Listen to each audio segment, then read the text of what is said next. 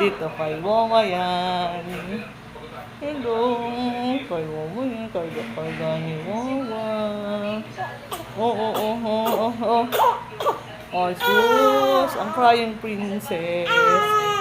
Oo, ganito daw umiyak ang mga bebe na gustong dumede.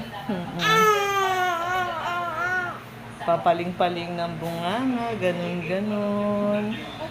Oo. Oh, look at me. Oh, hindi na nilipoy. Oh. Papaling-paling ng kanyang ganito yan. Oh, ayan.